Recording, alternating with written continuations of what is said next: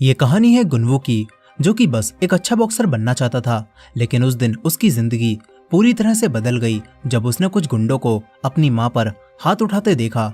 लेकिन ये सब तो बस शुरुआत थी, क्योंकि आगे उसकी जिंदगी में कई सारी ऐसी चीजें हुई जो कि उसने कभी सोची भी नहीं थी। दोस्तों, ये के ड्रामा काफी ज्यादा थ्रिलिंग और एक्शन से भरा है। इस वीडियो को एंड तक जरूर देखिएगा, ये के ड्रामा आपको जरूर पसंद आएगा। तो कहानी की शुरुआत होती है गुनवू से, जो कि जिम में अपनी बॉक्सिंग की प्रैक्टिस कर रहा था। ये समय कोविड-19 वायरस का होता है और ये साल 2020 चल रहा था। गुनवू अब जब बस स्टॉप पर खड़ा होता है तो यहाँ एक आदमी काफी ज्यादा नशे में था। वो मास्क पहनने से मना करने लगता है और बस ड्राइवर से लड़ाई करने लगता है। गुनवू उसे बाहर निकाल देता है और उस आदमी के बदतमीजी करने के बाद भी गुनवू उसे नहीं मारता, क्योंकि गुनवू एक अच्छा इंसान है। लेकिन आज जब वो अपने घर पहुंचता है तो वो अपनी माँ को फोन पर बात करते हुए सुनता है। उसकी माँ एक कैफे चलाती हैं, लेकिन कोविड-19 की वजह से वहां पर कस्टमर्स ने आना बंद कर दिया था और उनके ऊपर अब रेंट भी काफी हो चुका है। वो घर के मालिक से विनती कर रही होती हैं कि हमें बस 1 महीने का और समय दे दो, हम रेंट दे देंगे। गुनवू को ये सब सुनकर काफी बुरा लगता है। उसके घर के हालात इस वक्त खराब चल रहे हैं और गुनवू उन्हें सुधारने के लिए कुछ कर भी नहीं पा रहा। वहीं दूसरी तरफ हम एक बिल्डिंग की न्यूज को देखते हैं, जिसका काम वायरस की वजह से कई बार रुक चुका था। इस बिल्डिंग की कंस्ट्रक्शन कंपनी का मालिक होंग नाम का एक आदमी होता है, जो कि अब अपने वाइस प्रेसिडेंट से बात कर रहा था। दरअसल वाइस प्रेसिडेंट एक बैंकर होता है, जिसने होंग को इस होटल को बनाने के लिए 400 मिलियन वॉन दिए थे। लेकिन अब होंग और पैसे मांग रहा था, मगर वाइस प्रेसिडेंट और पैसे देने से मना कर देता है। और तभी यहाँ पर मेयोंगिल नाम का एक आदमी आता है। वो होंग और बैंकर को बताता है कि मैं स्माइल कैपिटल नाम की एक कंपनी का मालिक हूँ, जो कि लोगों को पैसे लोन पर देती है।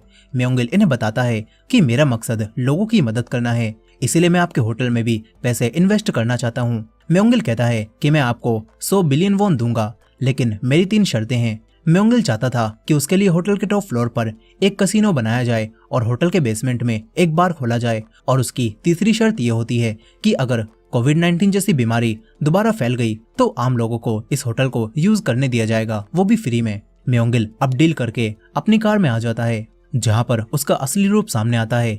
वो अपना मेकअप हटाता है और पता चलता है कि उसके चेहरे पर एक चाकू का निशान है। साथ ही उसकी लवर और उसका एक साथी जंगडो भी अब कसिनो के लिए अच्छी लड़कियां ढूंढने की बात करने लगते हैं, ताकि उस कसिनो से भी ये लोग पैसे कमा सकें।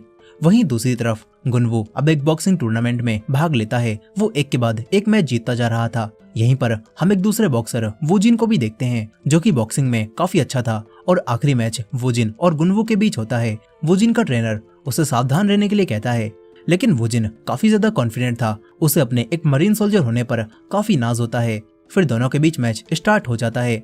वूजिन गुनवू को टक्कर दे रहा था, लेकिन फिर गुनवू एक ही पंच में वूजिन को ढेर कर देता है। इसके बाद दूसरा मैच होता है। वूजिन अब इमेजिन करता है कि इस बार वो गुनवू को एक ही पंच में हरा देगा, लेकिन हकीकत में गुनवू उसे एक पंच मारता है, जिसके बाद वूजिन उठने के लायक भी नहीं रहता और गुनवू ये मैच जीत जाता है। वूजिन काफी दुखी होता है कि उसने हारकर एक मरीन सोल्जर की इज्जत पर दाग लगा दिए। अब इसके बाद जब वूजिन बाहर आता है तो यहाँ पर गुनवू पहले ही उसका इंतजार कर रहा था। गुनवू वूजिन से कहता है कि चलो साथ में खाना खाने चलते हैं। वूजिन पहले तो मना करता है, क्योंकि हारने की वजह से उसे गुनवू के सामने शर्म आ रही थी। लेकिन गुनवू उसे मना लेता है। तभी वूजिन पूछता है कि तुम जीते हुए पैसों का आखिर क्या करने वाले हो। गुनवू बताता है कि मैं सारे पैसे अपनी माँ को दूंगा, क्योंकि उन्हें अपने कैफे का रेंट पे करना है, जो कि कई महीनों से नहीं गया। अब इसके बाद दोनों एक रेस्टोरेंट में खाना खाने आ जाते हैं। वूजिन गुनवू से बात करता है और वूजिन को पता चलता है कि गुनवू तो कई सारी पार्ट टाइम जॉब कर चुका है, क्योंकि गुनवू एक गरीब परिवार से है। गुनवू बताता है कि उसके डैड को उनकी कंपनी से गलत तरीके से निकाल दिया गया था और फिर उसके डैड ने कंपनी के ऊपर केस कर दिया, लेकिन वो केस हार गए और वकीलों को इतना पैसा देना पड़ा कि इनके ऊपर अब लाखों का कर्जा है। वूजिन भी कहता है कि बड़ी कंपनीज को हराना आसान नहीं होता। फिर वूजिन बताता है कि मैं बचपन से ही बॉक्सिंग की प्रैक्टिस कर रहा हूँ। मेरे डैड एक फॉर्मर ओलंपिक बॉक्सर हैं। वूजिन कहता है कि वो मेरी उम्र तक एक मेडल जीत चुके थे, लेकिन मैंने अभी तक कोई मेडल नहीं जीता है, इसीलिए मेरी और मेरे डैड की आपस में नहीं बनती। यहीं पर दोनों को पता चलता है कि दोनों ही आर्मी सर्विस में मरीन रह चुके हैं और यूं ही बातें करते करते दोनों काफी अच्छे दोस्त बन जाते हैं। फिर रात में हम गुनवू की माँ को देखते हैं। वो अपने कैफे में थी और कैफे के मालिक से कह रही थी कि हमें बस 1 और महीने का टाइम दे दीजिए, इस महीने पैसों का इंतजाम नहीं हो पाया। अब तभी यहाँ पर गुनवू आ जाता है। गुनवू अपने जीते हुए पैसे अपनी माँ को देता है, लेकिन उसकी माँ कहती है कि ये तो तुम्हारे पैसे हैं, मैं इन्हें नहीं ले सकती। मगर गुनवू उन्हें बताता है कि मैंने आपके लिए ही ये पैसे जीते हैं ताकि आप इससे अपना कर्जा उतार पाएं। ये सुनकर गुनवू की माँ की आंखों में आंसू आ जाते हैं। वो पैसे ले लेती हैं और कहती हैं कि एक दिन मैं तुम्हें ये पैसे सूद समेत वापस करूंगी। अब इसके बाद दोनों खुशी खुशी घर जाने लगते हैं। तभी यहाँ पर म्योंगिल अपने साथी जंगडो के साथ आ जाता है। यहाँ पर हम उसके 2 और आदमियों को भी देखते हैं। चश्मे वाले का नाम जुनमिन होता है, जो कि कंपनी का सेल्स मैनेजर है, और मोटा आदमी बॉम होता है, जिससे म्योंगिल जेल में मिला था। यहाँ अब जुनमिन बताता है कि इस इलाके के सभी दुकानदारों ने बैंक से कर्जा ले रखा है और हम लोग जल्दी ही इनका सारा कर्जा अपनी कंपनी में ट्रांसफर कर लेंगे। म्योंगिल कहता है कि ये काम जल्द से जल्द करो। इसके बाद अगले ही दिन म्योंगिल के लोग यहाँ पर आकर दुकानदारों से बात करने लगते हैं। वो इन सभी को बताते हैं कि हम स्माइल कैपिटल नाम की एक कंपनी से आए हैं जो कि आपका सारा कर्जा उतार सकती है, और फिर इन सभी दुकानदारों को बैंक से भी कम ब्याज दर पर पैसे लौटाने होंगे। इससे दुकानदारों का ही फायदा होगा। ये सब सुनकर वो लोग पूछते हैं कि इस तरह तो आपका नुकसान हो रहा है, आपकी कंपनी स्माइल कैपिटल को इससे क्या फायदा होगा। इस पर ये लोग कहते हैं कि ये स्कीम सरकार की तरफ से है ताकि आप कर्जदार दुकानदारों की मदद हो सके। ये बातें सुनकर सभी इनके जाल में फंस जाते हैं और फॉर्म पर साइन कर देते हैं। इन्हीं में गुनवू की माँ भी शामिल होती हैं, जो कि फॉर्म पर साइन कर देती हैं। इधर दूसरी तरफ गुनवू आज अपनी जिम में जाता है तो देखता है कि आज तो वो क्लोज है। ये देखकर गुनवू वुजिन को कॉल करता है और कहता है कि कहीं घूमने चलते हैं। वुजिन गुनवू को अपना एड्रेस देकर वहां पर आने के लिए कहता है। इसके बाद गुनवू जब वहां जा रहा था तभी उसे एक आदमी दिखाई देता है, जिसके पीछे एक लड़की पड़ी हुई थी। वो लड़की उस आदमी को चोट पहुंचाकर यहाँ से भाग जाती है। ये देखकर गुनवू उस लड़की को पकड़ने भागता है, लेकिन वो लड़की गुनवू को टेजर से शॉक देकर गिरा देती है। इस लड़की का नाम युनजू होता है। वो गुनवू से कहती है कि तुम्हें किसने भेजा है, मेरा पीछा क्यों कर रहे हो। गुनवू कहता है कि मैं तो बस उस आदमी की मदद करना चाहता था जिसे मारकर तुम अभी आई हो। ये सुनकर युनजू समझ जाती है कि ये तो नॉर्मल इंसान है, इसलिए युनजू उससे कहती है कि अब मुझसे दूर रहना और अभी ही यहाँ से निकल जाओ। इसके बाद युनजू यहाँ से चली जाती है। अब इसके बाद हम मिस्टर चोई नाम के एक आदमी को देखते हैं, जो कि हकीकत में लोगों की मदद किया करते थे। चोई के पास आज एक औरत आती है जो कि मिस्टर चोई से लिए हुए पैसे उन्हें वापस करती है और उनसे कहती है कि मैं आपकी बहुत शुक्रगुजार हूँ। दरअसल इस औरत की बेटी 2 साल पहले बीमार थी और इलाज कराने के लिए इनके पास बिल्कुल भी पैसे नहीं थे। तब मिस्टर चोई ने इन्हें अपनी तरफ से पैसे दिए, वो भी बिना किसी शर्त के, और आज 2 साल बाद ये औरत मिस्टर चोई को उनके पैसे वापस करती है और उनका काफी शुक्र अदा करती है। इसके बाद मिस्टर चोई अपनी एक नोटबुक से इस औरत का नाम काट देते हैं। यहाँ हम देखते हैं कि मिस्टर चोई ने काफी सारे लोगों को पैसे उधार दे रखे हैं और वो पैसों पर कोई ब्याज भी नहीं लगाते। अब इसके बाद यहाँ पर वही लड़की युनजू आ जाती है, जो कि मिस्टर चोई के लिए काम करती है। वो बताती है कि मुझे वो आदमी यांग जेम्योंग मिल गया, लेकिन उसके पास पैसे नहीं थे, इसीलिए मैं उसकी घड़ी ले आई। इसके बाद युनजू मिस्टर चोई से कहती है कि दादाजी, आखिर आप कब तक लोगों को यूं ही बिना ब्याज के पैसे देते रहोगे, इससे तो हमारा कोई भी फायदा नहीं हो रहा। लेकिन मिस्टर चोई कहते हैं कि मुझे लोगों की मदद करने में अच्छा लगता है, इसी वजह से वो इस तरह लोगों को पैसे देकर उनकी मदद करते हैं। यहाँ पर अब युनजू बताती है कि उस आदमी यांग जेम्योंग का पीछा करते हुए मुझे पता चला है कि वो अपने साथियों के साथ मिलकर भिखारी बनकर घूम रहा था और सड़क पर रहने वाले लोगों की आईडी चुरा रहा था, जिसके बाद वो उन आईडीज की मदद से लोन शार्क से लोन लेता है। युनजू कहती है कि वो ये सारा काम किसी आदमी के साथ मिलकर कर रहा है जिससे वो जेल में मिला था, लेकिन वो आदमी कौन है ये बात युनजू को नहीं पता। इसीलिए वो कहती है कि मैं यांग जेम्योंग के केस पर और काम करूंगी। ये सुनकर मिस्टर चोई युनजू से खतरे में पड़ने से मना करते हैं और साथ ही वो देखते हैं कि युनजू के हाथ पर चोट भी लग गई है, यानी कि इस काम में उसके लिए खतरा है। इसके बाद वो एक आदमी मून को कॉल करते हैं और कहते हैं कि क्या तुम मेरे लिए एक आदमी ढूंढ सकते हो जो कि फाइटिंग में काफी अच्छा हो और दिल का भी साफ हो। मून हाँ कर देता है। इधर गुनवू और वुजिन छत पर बैठकर खाना खाते हुए बातें कर रहे थे। वुजिन को पता चलता है कि गुनवू दिल का काफी अच्छा इंसान है। अब इसके बाद ये दोनों फाइटिंग की प्रैक्टिस करने लगते हैं। वहीं रात में म्योंगिल अपने साथियों और लड़कियों के साथ एक क्लब में पार्टी कर रहा था। सभी लोग बेट लगाते हैं कि बॉम एक पंच में वाटरमेलन तोड़ पाएगा या फिर नहीं, और बॉम एक ही पंच में वाटरमेलन तोड़ देता है। अब तभी पार्क नाम के एक आदमी के पास इस शहर के मेयर की कॉल आती है। उस आदमी पार्क की मेयर के साथ अच्छी जान पहचान थी और अब बात करने के बाद वो म्योंगिल को बताता है कि मेयर साहब भी आपके कसिनो को सपोर्ट करेंगे। ये बात सुनकर म्योंगिल और उसके लोग काफी खुश होते हैं और फिर म्योंगिल पार्क को अपनी तरफ से कई सारे सोने के कछुए देता है और उसे भी अपने काम में शामिल कर लेता है ताकि पार्क आगे म्योंगिल के काम आ सके। इसके बाद म्योंगिल जुनमिन और बॉम से उन्हीं दुकानदारों के पास जाकर उनसे पैसे वसूलने के लिए कहता है। फिर अगले ही दिन जुनमिन कई आदमियों को लेकर उस इलाके में आ जाता है। म्योंगिल भी यहीं पर मौजूद था। जुनमिन सबसे पहले गुनवू की मां के कैफे में जाता है और बताता है कि आपने लोन की एक्सटेंशन फी नहीं भरी है, जो कि आपके ओरिजिनल अमाउंट का 10% थी और अब वो बढ़कर 20% हो गई है। लेकिन गुनवू की मां को इस बारे में तो कुछ भी पता नहीं था और इस तरह जुनमिन ने गुनवू की मां के साथ स्कैम कर दिया था। जुनमिन अब गुनवू की मां से पैसे मांगने लगता है, लेकिन उनके पास पैसे थे ही नहीं, इसीलिए वो इन पर गुस्सा करने लगता है। गुनवू की मां तुरंत गुनवू को कॉल करती हैं और गुनवू को यहाँ आने के लिए कहती हैं। तभी जुनमिन के आदमी इस कैफे को तोड़ने लगते हैं और ये देखकर गुनवू की मां को डर लगने लगता है। गुनवू अपनी मां की चीखने की आवाज सुनकर तुरंत ही भागता हुआ कैफे जाने लगता है। यहाँ आकर वो देखता है कि कई सारे आदमी यहाँ पर खड़े हुए हैं और एक आदमी उसे अंदर जाने से रोकता है। तभी जुनमिन गुनवू की मां पर हाथ उठाता है। ये देखकर गुनवू का खून खौल उठता है। वो अब बाहर खड़े हुए सभी आदमियों को मारना शुरू कर देता है।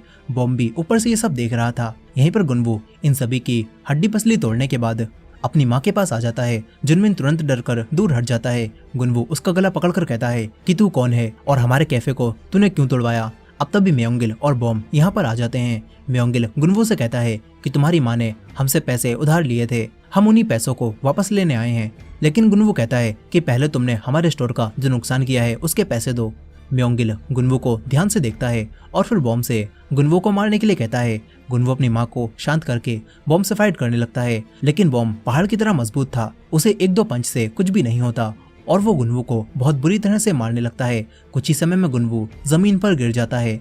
गुनवू की माँ ये देखकर बहुत रो रही होती हैं। गुनवू दोबारा उठकर बॉम के एक पंच मारता है, लेकिन इससे गुस्से में आकर बॉम उसे बुरी तरह मारने लगता है। जुनमिन भी गुनवू की माँ को पकड़ लेता है ताकि वो बीच में ना पड़े। इसके बाद म्योंगिल गुनवू की इतनी बहादुरी देखकर उससे कहता है कि तुम मुझे पसंद आए, क्या तुम मेरे लिए काम करोगे। लेकिन गुनवू उसके चेहरे पर थूक देता है और उसके साथ काम करने से मना कर देता है। म्योंगिल के सारे आदमी ये सब देख रहे थे और अब म्योंगिल एक चाकू निकालता है और उससे गुनवू के चेहरे पर वैसा ही निशान बनाता है जैसा म्योंगिल के खुद के चेहरे पर है। फिर ये सभी लोग यहाँ से चले जाते हैं। गुनवू की माँ तुरंत गुनवू को हॉस्पिटल ले जाती हैं। यहाँ काफी देर तक उसका इलाज चलता रहता है। गुनवू की माँ बस रोए जा रही थी। अब इसके बाद गुनवू होश में आकर अपनी माँ को घर ले जाता है। फिर कुछ समय बाद डॉक्टर उसे उसके चेहरे पर बने हुए निशान का ट्रीटमेंट करवाने के लिए कहती हैं, लेकिन गुनवू मना कर देता है क्योंकि उसके पास इतने पैसे नहीं थे। वुजिन भी चाकू से बने हुए उस निशान को देखकर गुस्से में आ जाता है और कहता है कि हमें उनकी रिपोर्ट पुलिस में करनी चाहिए। लेकिन गुनवू को म्योंगिल की धमकी याद आती है। उसने कहा था कि अगर पुलिस को बताया तो तेरी माँ को मरवा देंगे, इसीलिए गुनवू रिपोर्ट लिखवाने से मना कर देता है। फिर ये दोनों कॉन्ट्रैक्ट को पढ़ते हैं, जिससे इन्हें पता चलता है कि इसमें छोटे छोटे लेटर्स में लोन की एक्सटेंशन फी के बारे में लिखा गया है, जिसके मुताबिक गुनवू की माँ को हर हफ्ते जितना लोन लिया है उसका 10% देना होगा और अगर एक बार भी नहीं दिया तो ये सीधा बढ़कर डबल हो जाएगा। गुनवू परेशान हो जाता है कि अब वो क्या करे, क्योंकि अगर इन्होंने जल्दी ही सारा पैसा नहीं दिया तो लोन का ब्याज और बढ़ता ही जाएगा। और तो और गुनवू का घर भी गिरवी पड़ा हुआ है और उसके पास कोई पैसे भी नहीं है। वुजिन गुनवू को टेंशन लेने से मना करता है और उसे खाना खिलाने अपनी एक आंटी के रेस्टोरेंट में ले आता है। वुजिन इस रेस्टोरेंट में कई बार आ चुका था। इसके बाद वुजिन अपने एक पुराने दोस्त से बात करने लगता है। वुजिन उससे विनती करता है कि इस बार पैसों का इंतजाम कर दो। गुनवू वुजिन को देखता है और अंदर आकर रोने लगता है। वो वुजिन के सामने अपने आंसुओं को छुपाता है। अब तभी वो आदमी वुजिन को मिलने के लिए बुलाता है। वुजिन गुनवू को लेकर उसी लोन देने वाले आदमी के पास लाता है। वुजिन उसे बताता है कि ये मेरा दोस्त है और स्माइल कैपिटल कंपनी वालों ने इसकी माँ के साथ स्कैम कर दिया है और अब उनका पैसा चुकाने के लिए इसे 100 मिलियन वॉन चाहिए। वुजिन इस आदमी से इतने पैसे उधार देने के लिए कहता है और वादा करता है कि जल्दी ही गुनवू ये सारे पैसे वापस कर देगा। लेकिन ये आदमी कहता है कि मैं पैसे देने के लिए तैयार हूँ, लेकिन तुम्हें फिर से मेरे लिए काम करना होगा। दरअसल ये आदमी भी म्योंगिल की तरह ही लोगों को पैसे देने के बाद उनसे जबरदस्ती करवाकर और लोगों को पिटवाकर ज्यादा पैसे निकलवाता था। गुनवू समझ जाता है कि वुजिन ये काम नहीं करना चाहता, इसलिए वो ये पैसे लेने से मना कर देता है और वुजिन को लेकर यहाँ से चला जाता है। इधर वही लड़की युनजू उस आदमी यांगजे म्योंग का पीछा करती है और देखती है कि वो तो स्माइल कैपिटल के मैनेजर जुनमिन से मिल रहा है। युनजू उनकी एक फोटो खींच लेती है। वहीं दूसरी तरफ वही आदमी मून मिस्टर चोई के कहने पर एक अच्छा फाइटर और बॉडीगार्ड टाइप का लड़का ढूंढ रहा था, लेकिन जितने भी लड़के इंटरव्यू देने आते हैं मून को कोई भी पसंद नहीं आता और मून सभी को भगा देता है। मगर तभी वुजिन उसके पास मदद के लिए कॉल करता है और मून तुरंत ही उन्हें यहाँ आने के लिए कहता है वुजिन तुरंत गुनवू के साथ मून के पास आता है और मून इन्हें बताता है कि मिस्टर चोई एक आदमी की तलाश में है जो कि उनके काम में मदद कर सके और मिस्टर चोई बहुत अच्छे इंसान है, वो तुम्हारी मदद जरूर करेंगे। मून इन दोनों की डिटेल्स ले लेता है ताकि मिस्टर चोई को दिखा सके। इसके बाद गुनवू वुजिन से इतनी मदद करने के लिए थैंक्स कहता है। वुजिन पूछता है कि वैसे उस दिन तुमने कितने आदमियों को मारा था। गुनवू बताता है कि उस दिन उसने कम से कम 10-12 आदमियों को मारा होगा, लेकिन उनके लीडर म्योंगिल के साथ एक हाथी जैसा लंबा चौड़ा आदमी था जिसने मुझे मारकर कमजोर कर दिया। इधर दूसरी तरफ युनजो वापस मिस्टर चोई के घर आ जाती है। मून भी मिस्टर चोई को कॉल करके ये बात बता देता है कि उसने 2 लड़कों को ढूंढ लिया है। यहीं पर युनजू मिस्टर चोई को आकर बताती है कि उस आदमी यांगजे म्योंग ने गरीब लोगों की आईडी की मदद से कई अलग अलग कंपनी से लोन पर पैसे लिए हैं और फिर वो सारे पैसे स्माइल कैपिटल कंपनी के मैनेजर को दे दिए हैं। युनजू उन्हें जुनमिन की फोटो दिखाती है, लेकिन मिस्टर चोई जुनमिन को नहीं जानते थे। ये दोनों समझ जाते हैं कि यांगजे म्योंग तो बस स्माइल कैपिटल कंपनी के हाथों यूज हो रहा है और इस सब में सबसे बड़ा घाटा उन छोटी छोटी लोन देने वाली कंपनीज का हो रहा है, क्योंकि उन्हें तो पता ही नहीं कि जिस आईडी पर वो लोन दे रहे हैं वो तो किसी और की हैं। यहीं अब मिस्टर चोई युनजू से कहते हैं कि क्या मैं तुम्हारे साथ काम करने के लिए एक लड़के को रख लूं। वो युनजू के लिए परेशान थे, लेकिन युनजू मना करती है और यहाँ से चली जाती है।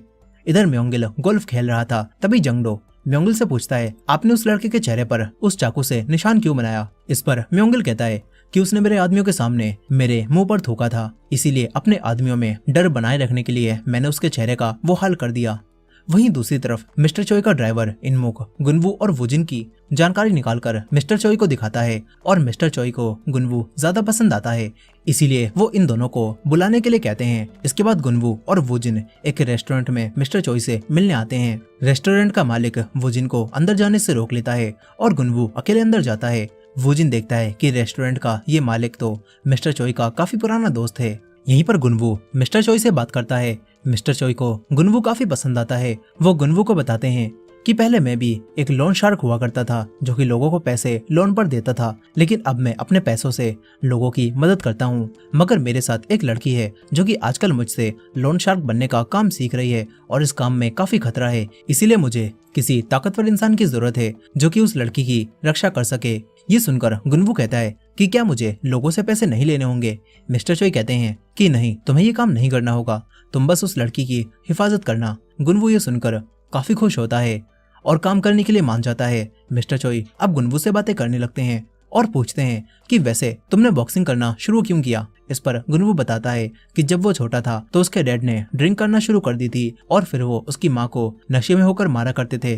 तभी से गुनवू ने ताकतवर बनने का फैसला कर लिया ताकि वो अपनी माँ को बचा सके। और फिर जब वो 16 साल का हुआ तो उसकी मॉम का उसके डैड के साथ डाइवोर्स हो गया, जिसके बाद से आज तक गुनवू ने अपने डैड को नहीं देखा है। ये बात सुनकर मिस्टर चोई भी बताते हैं कि जब मैं छोटा था तो मैं अपने परिवार के साथ गांव में रहता था। मेरे डैड एक किसान थे, लेकिन एक साल बारिश न होने की वजह से सूखा पड़ गया और फसल खराब हो गई और हम लोग जमीन का किराया नहीं दे पाए, जिसके बाद जमींदार ने गुंडों को भेजा और पूरे गांव वालों के सामने मेरे डैड को पिटवाया और उनकी हालत खराब हो गई। और क्योंकि हमारे पास पैसे नहीं थे, इसीलिए हम अपने डैड को अस्पताल भी नहीं ले जा पाए, जिसके कुछ दिनों बाद ही उनकी डेथ हो गई। मिस्टर चोई कहते हैं कि उस दिन के बाद से मैंने फैसला कर लिया था कि मैं एक दिन बहुत अमीर बनकर गरीब लोगों की मदद करूंगा, ताकि जो परेशानियां मैंने उठाई हैं वैसी मुश्किलें किसी और को ना झेलनी पड़े। मिस्टर चोई कहते हैं कि मैंने तुम्हें ये कहानी तुम्हारा हौसला बढ़ाने के लिए सुनाई है, ताकि तुम्हें पता चल सके कि हर मुश्किल समय पार किया जा सकता है। इसके बाद ये दोनों बाहर आ जाते हैं। वुजिन गुनवू के लिए काफी खुश होता है और कहता है कि देखना, तुम्हें नौकरी मिल जाएगी। अंदर मिस्टर चोई भी रेस्टोरेंट के मालिक को, जो कि उनका दोस्त भी था, उसे बताते हैं कि वो लड़का गुनवू मुझे पसंद आया। वो अपने ड्राइवर इनमुक से कहते हैं कि उसे पैसों की जरूरत है, इसीलिए जल्द से जल्द उसके पास पैसे पहुंचा दो। यहीं पर गुनवू वुजिन को अपने घर लाता है। गुनवू की माँ वुजिन का काफी ज्यादा शुक्रिया अदा करती हैं और इन दोनों को खाना बनाकर खिलाती हैं। अब तभी यहाँ पर मिस्टर चोई का वही ड्राइवर इनमुक आ जाते हैं। वो गुनवू को 100 मिलियन वॉन देते हैं और बताते हैं कि ये आपका एडवांस है और मिस्टर चोई ने आपको कल से काम पर आने के लिए कहा है। गुनवू ये सब देखकर रोने लगता है। फिर वो अपनी माँ को आकर ये पैसे देता है और बताता है कि मिस्टर चोई ने मुझे 2 साल के पैसे एडवांस में दे दिए हैं। गुनवू की माँ भी ये पैसे लेकर रोने लगती हैं और कहती हैं कि मुझे माफ कर दो बेटा, मेरी वजह से तुम्हें इतनी परेशानी उठानी पड़ रही है। लेकिन गुनवू अपनी माँ को रोने से मना करता है और साथ ही वुजिन का फिर से शुक्रिया अदा करता है। इधर दूसरी तरफ म्योंगल उसी होटल वाले आदमी योंग से मिलने आ जाता है। तभी उसकी लवर मैडम एम म्योंगल को बताती है कि ये आदमी आयल ग्रुप कंपनी के मालिक का बेटा है और जब पहले वाली कंपनी में मैं मैनेजर थी तो इस आदमी ने मेरे बॉस के साथ नशे में होकर बवाल कर दिया था और फिर अगले ही दिन मेरे बॉस के घर में टैक्स वालों की रेड पड़ गई। इस आदमी के परिवार के कनेक्शंस हर जगह हैं, इसीलिए तुम बचकर रहना। यहीं पर जंगडो भी देखता है कि उस आदमी होंग के साथ एक और आदमी आया हुआ है जो कि एक पुलिस ऑफिसर है। जंगडो भी म्योंगल को सावधान रहने के लिए कहता है। इसके बाद दोनों रूम में आ जाते हैं। वो आदमी होंग म्योंगल को बताता है कि ये मेरा कजन है जो कि पुलिस डिपार्टमेंट में है। यहीं पर होंग अपनी ड्रिंक अपने साथ लाया था और अब ये सब मिलकर ड्रिंक करने लगते हैं और काफी ज्यादा नशे में हो जाते हैं। होंग म्योंगल की बेइज्जती करने लगता है और होंग के कजन की वजह से उन्हें यह भी पता चल गया था कि म्योंगल पहले जेल जा चुका है। यहाँ पर म्योंगल के पास इन दोनों की बातों का कोई जवाब नहीं होता, इसीलिए वो कुछ भी नहीं कह पाता। तभी होंग कहता है कि अब हमें तुम्हारे पैसों की जरूरत नहीं है, हमें होटल बनाने के लिए कहीं और से पैसे मिल गए हैं, इसीलिए आपसे अब डील खत्म। होंग अपने कजन के साथ यहाँ से चला जाता है। इस सबसे म्योंगल को काफी गुस्सा आता है। वो जंगडो से कहता है कि इस आदमी के खिलाफ कुछ बड़ा तैयार करो, मुझे इसे सबक सिखाना है। वहीं अगले दिन गुनवू वुजिन के साथ मिस्टर चोई के बुक स्टोर में आ जाता है। वुजिन मिस्टर चोई से कहता है कि जिस तरह आपने गुनवू को काम पर रखा है उसी तरह मैं भी उसके साथ काम कर सकता हूँ और मैं इस काम को पहले से जानता भी हूँ, इसलिए आप हम दोनों को ही काम पर रख लीजिए। मिस्टर चोई भी मान जाते हैं और फिर इन्हें बताते हैं कि मैं बस तुम्हें सैलरी दूंगा, लेकिन युंजू ही डिसाइड करेगी तुम्हें काम पर रखना है या फिर नहीं, इसीलिए तुम्हें उसे भी इंटरव्यू देना होगा। ये बोलकर मिस्टर चोई यहाँ से चले जाते हैं। तभी इंतजार करते हुए गुनवू युंजू की एक फोटो को देखता है और उसे पता चलता है कि ये तो वही लड़की है जो कि उस दिन उस आदमी का पीछा कर रही थी। अब तभी वुजिन बुक स्टोर से एक बुक पढ़ने के लिए बाहर निकालता है, लेकिन उसमें से कई सारे पैसे निकलते हैं और फिर इन्हें पता चलता है कि इस पूरे बुक स्टोर में बुक्स नहीं बल्कि पैसे रखे हुए हैं। अब तभी युंजू यहाँ पर आ जाती है। वुजिन और गुनवू से बताते हैं कि मिस्टर चोई ने हमें तुम्हारी सेफ्टी के लिए रखा है, लेकिन युंजू इन दोनों को काम पर रखने से मना करने लगती है और यहाँ से जाने के लिए कहती है। वुजिन और उसकी थोड़ी बहस हो जाती है और वुजिन बाहर चला जाता है, लेकिन गुनवू उससे रिक्वेस्ट करने लगता है और कहता है कि मुझे बस 1 महीने का मौका दे दीजिए। युंजू कहती है कि अगर तुम्हें पैसों की जरूरत है तो मेरे दादाजी से ले लो, वो तुम्हें पैसे उधार दे देंगे। गुनवू बताता है कि मिस्टर चोई ने मुझे पहले ही 2 सालों के पैसे एडवांस में दे दिए हैं, जिससे मैंने अपनी माँ का कर्जा उतार दिया है, क्योंकि स्माइल कैपिटल वालों ने मेरी माँ के साथ स्कैम किया था।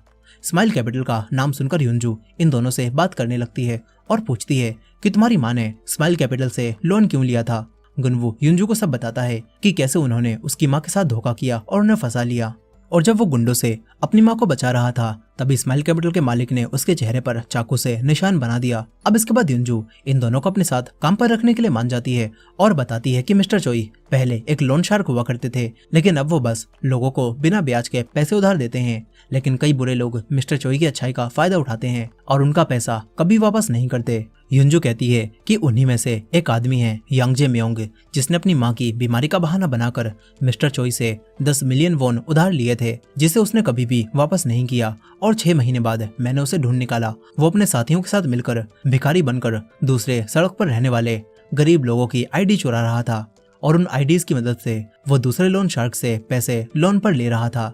युंजू कहती है कि हमें पता था वो ये काम अकेले नहीं कर पाएगा और कोई बड़ा इंसान उससे ये करवा रहा होगा। युंजू गुनवू को जुनमिन की फोटो दिखाती है और कहती है, इसे जानते हो? गुनवू जुनमिन को अच्छे से पहचानता था कि ये स्माइल कैपिटल का मैनेजर है। अब इसके बाद ये लोग अपने आज रात के काम पर निकल जाते हैं ताकि पता कर सकें कि यांगजे म्योंग एक रात में कितने लोगों की आईडी चुराता है। युंजू इन दोनों से कहती है कि कुछ भी हो जाए बीच में मत पड़ना। वो इन दोनों को एक टोपी पहनने के लिए देती है। इसके बाद यांगजे म्योंग अपने साथियों के साथ गरीब और बेघर लोगों की आईडी चुराने जाने लगता है। गुनवू और वुजिन उनका पीछा करते हैं। तभी यांगजे म्योंग एक आदमी के पास जाता है जिससे वो पहले भी आईडी ले चुका था, और वो आदमी यांगजे म्योंग को पहचान कर उससे अपनी आईडी वापस मांगने लगता है। ये देखकर यांगजे म्योंग उस आदमी को मारता है।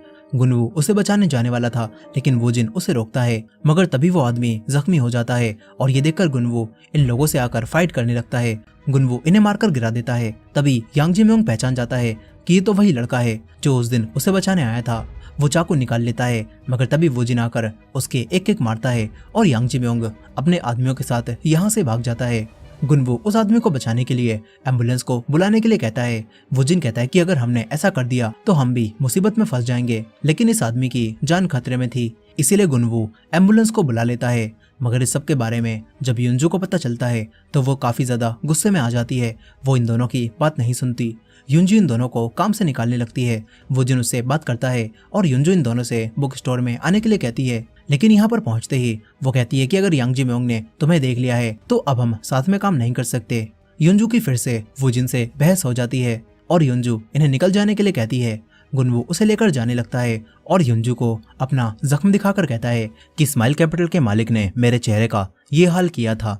अगर तब भी मैं किसी इंसान को मरता हुआ देखकर उसकी मदद ना करूं तो मैं स्माइल कैपिटल के मालिक से अलग नहीं होऊंगा। ये कहकर अब गुनवू वुजिन के साथ यहाँ से चला जाता है। लेकिन कुछ समय बाद युनजू अपनी गलती समझ जाती है। वो इन दोनों को मैसेज करके सॉरी बोलती है और कल से दोबारा काम पर आने के लिए कहती है। इससे गुनवू और वुजिन काफी खुश होते हैं और साथ ही युनजू इन्हें देख रही थी। वहीं दूसरी तरफ यांग जिम्योंग जुनमिन के पास आकर उसे बताता है कि कोई हमारा पीछा कर रहा था। यांग जिम्योंग जुनमिन को सब बताता है कि उसने कई साल पहले एक आदमी से पैसे उधार लिए थे जो कि उसने कभी वापस नहीं किए, लेकिन अब कुछ समय पहले से उसी आदमी की एक लड़की मुझसे पैसे लेने आ गई है और जैसी टोपी उस लड़की ने पहनी थी वैसी ही टोपी उन दोनों लड़कों ने भी पहनी थी जो कि आज हमारा पीछा कर रहे थे। ये सुनकर जुनमिन उसे सब कुछ बताने के लिए कहता है कि उसने पैसे किससे और कब उधार लिए थे और वो लोग कौन हैं। इधर अगले दिन वुजिन युनजू को समझाता है कि कल क्या क्या हुआ था। अब तभी जुनमिन यांग जिम्योंग के साथ यहाँ पर आने लगता है। ये देखकर युनजू तुरंत ही शटर गिरा देती है और लाइट्स को भी बंद कर देती है। जुनमिन अच्छे से चेक करता है और समझ जाता है कि स्टोर का मालिक कोई बड़ा आदमी है। वो कैमरे की तरफ देखता है और यहाँ से चला जाता है। युनजू को समझ नहीं आता कि इन्होंने स्टोर के बारे में आखिर पता कैसे लगाया। तभी गुनवू समझ जाता है कि टोपी की वजह से यांग जिम्योंग ने इन दोनों को पहचान लिया होगा कि ये दोनों युनजू के लिए काम करते हैं। अब तभी यहाँ पर मिस्टर चोई आ जाते हैं। वो काफी घबराए हुए थे। वो इनसे पूछते हैं कि आखिर तुम लोग क्या कर रहे हो। युनजू उन्हें बताती है कि हम लोग यांग जिम्योंग को पकड़ना चाहते हैं ताकि उससे सारे पैसे वसूल सकें जो उसने गरीब और बेघर लोगों के नाम पर लोन में लिए हैं। ये सुनकर मिस्टर चोई युनजू पर नाराज होते हैं और युनजू भी कहती है कि ग्रैंडपा अगर आप चाहो तो आपके साथी मिस्टर जंग 1 मिनट में उसे पकड़कर सब कुछ उगलवा सकते हैं, लेकिन आप कुछ भी नहीं कर रहे। युनजू गुनवू के चाकू के जख्म को मिस्टर चोई को दिखाती है जिसे देखकर वो हैरान रह जाते हैं और युनजू कहती है कि अगर आप गरीबों की मदद ही करना चाहते हो तो पहले यांग जिम्योंग जैसे गुंडों को सबक सिखाना होगा। यहीं पर मिस्टर चोई गुनवू से पूछते हैं कि तुम्हारे चेहरे पर ये निशान किसने बनाया। इस पर गुनवू बताता है कि ये स्माइल कैपिटल के मालिक ने बनाया है। गुनवू कहता है कि उसके गाल पर भी एक ऐसा ही निशान था और ये बात सुनकर मिस्टर चोई और उनका ड्राइवर दोनों चौंक जाते हैं, यानी कि ये लोग भी कुछ न कुछ जानते हैं। अब मिस्टर चोई इन सभी को घर भेजकर अपने ड्राइवर इनमुख से कहते हैं कि तुरंत ही पता लगाओ क्या स्माइल कैपिटल का मालिक वही म्योंगेल है जिसे हम जानते थे या फिर ये कोई और है। इधर ये सभी लोग बाहर आ जाते हैं और एक दूसरे के साथ कैजुअल होकर बातें करने लगते हैं। ये सभी लोग साथ में खाना खाते हैं और युनजू भी इनकी अच्छी दोस्त बन जाती है। गुनवू और वुजिन युनजू से पूछते हैं कि क्या तुम मिस्टर चोई की कोई रिश्तेदार हो। इस पर वो बताती है कि जब मैं 10 साल की थी तो मेरे असली डैड की डेथ हो गई, जिसके बाद मुझे एक अनाथ आश्रम भेज दिया गया, लेकिन वो बहुत बेकार था इसीलिए मैं वहां से भाग गई। मैंने कई दिन सड़कों पर गुजारे और लोगों का छोड़ा हुआ खाना खाया और यहाँ तक कि कई जगह काम भी किया, लेकिन फिर मैं अनाथ आश्रम में वापस आ गई और मुझे 17 साल की उम्र में एक दूसरे अनाथ आश्रम भेज दिया गया। मिस्टर चोई ही उस जगह को चलाते थे और वो हमेशा ही मुझसे अच्छी तरह से पेश आते थे। उन्होंने ही मुझे बहुत कुछ सिखाया, इसीलिए अब मैं उनके लिए काम करती हूँ। गुनवू कहता है कि मिस्टर चोई सच में एक बहुत अच्छे इंसान है। अब इसके बाद ये सभी लोग मिलकर खाना खाते हैं और वुजिन युनजू से कहता है कि उस यांग जिम्योंग को हमारे स्टोर के बारे में पता चल गया है तो हमें कुछ करना चाहिए। युनजू कहती है कि मैं इस बारे में मिस्टर चोई से बात करूंगी। वहीं म्योंगेल अब भी उस होटल में अपना कैसीनो बनाने की बात कर रहा था क्योंकि जंगडो जल्दी ही उस आदमी होंग को फंसाने वाला था। इधर दूसरी तरफ वही आदमी होंग अपनी गाड़ी की सर्विस करवाने लाता है और तभी एक आदमी उसे यहाँ पर कैद करके जंगडो को कॉल कर देता है। इसके बाद जंगडो के आदमी यहाँ पर आते हैं और होंग को बहुत बुरा पीटते हैं और फिर जंगडो भी यहाँ पर आकर उस आदमी होंग के कपड़े उतरवा कर उसे काफी टॉर्चर करता है और उसकी एक वीडियो बनवा लेता है ताकि इसके जरिए म्योंगेल होंग को ब्लैकमेल कर सके। म्योंगेल इस वीडियो को देखकर काफी खुश होता है। वहीं दूसरी तरफ मिस्टर चोई को उनका ड्राइवर बताता है कि स्माइल कैपिटल का मालिक वही म्योंगेल है जिसे हम जानते थे और ये बात जानकर मिस्टर चोई हैरान रह जाते हैं। तभी हमें पास्ट का सीन दिखाया जाता है जब मिस्टर चोई एक लोन शार्क हुआ करते थे और उनके पास कई लोग काम करते थे और उन्हीं में से एक म्योंगिल भी था। लेकिन फिर एक दिन अचानक मिस्टर चोई को अपनी कंपनी बंद करनी पड़ती है। वो सभी आदमियों को एक एक साल तक की सैलरी देने के लिए तैयार थे और इन्हीं दिनों में मून भी इनके साथ काम करता था। लेकिन यहाँ पर म्योंगिल की नजर मिस्टर चोई के सोने और उनके पैसों पर थी।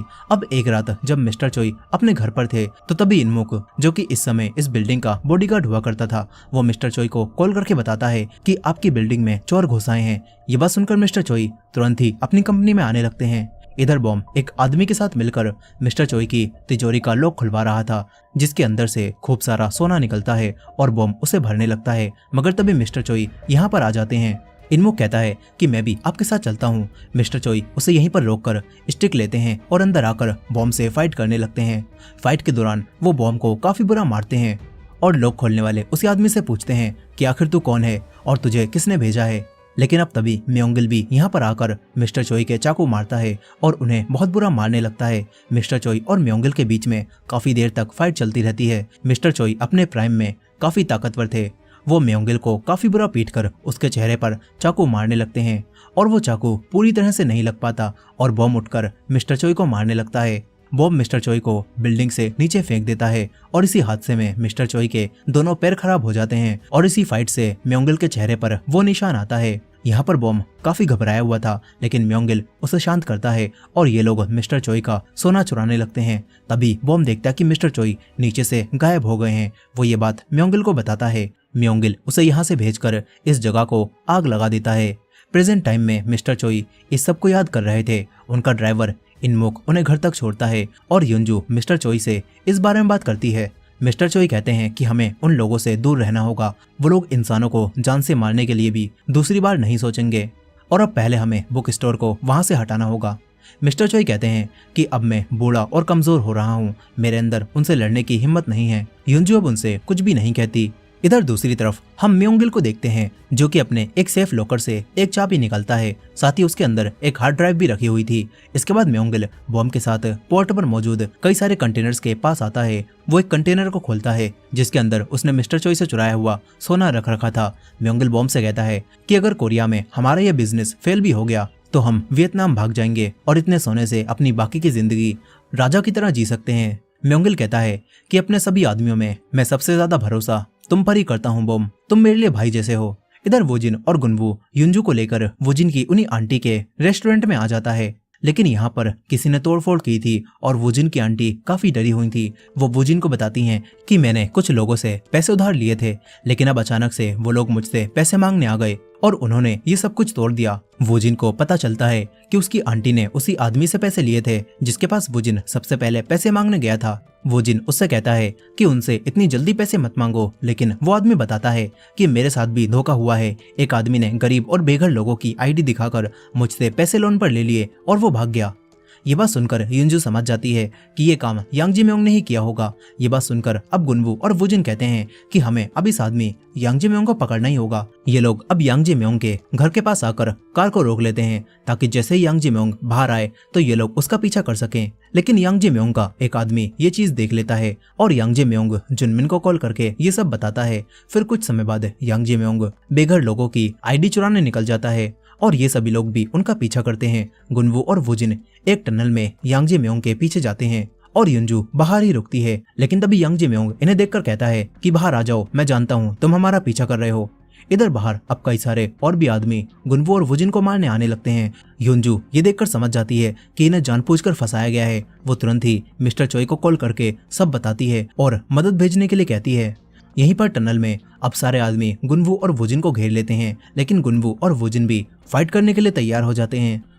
अब इसके बाद हम एक आदमी ली दुयोंग को देखते हैं जो कि अपनी प्रेग्नेंट वाइफ के साथ था, लेकिन तभी उसके पास मिस्टर चोई की कॉल आती है। इधर टनल में गुनवू और वोजिन अकेले ही उन सभी गुंडों से भिड़ जाते हैं। यहीं पर जुनमिन देख लेता है कि ये तो उसी कैफे वाली औरत का बेटा है। जुनमिन तुरंत अपने आदमियों से उस कैफे वाली औरत का एड्रेस निकालने के लिए कहता है और वहीं पर जाने लगता है। इधर गुनवू और वोजिन उन आदमियों को काफी बुरा पीट रहे थे। उन आदमियों के पास हथियार होने की वजह से वो लोग गुनवू और वोजिन पर भारी पड़ने लगते हैं, लेकिन ये दोनों मिलकर बॉक्सिंग के मूव्स को इस्तेमाल करते हुए उन्हें मारते हैं। और इसके बाद युंजू भी स्टिक लेकर यहाँ पर आती है और इन्हें मारकर टेजर से शॉक देकर बेहोश करने लगती है।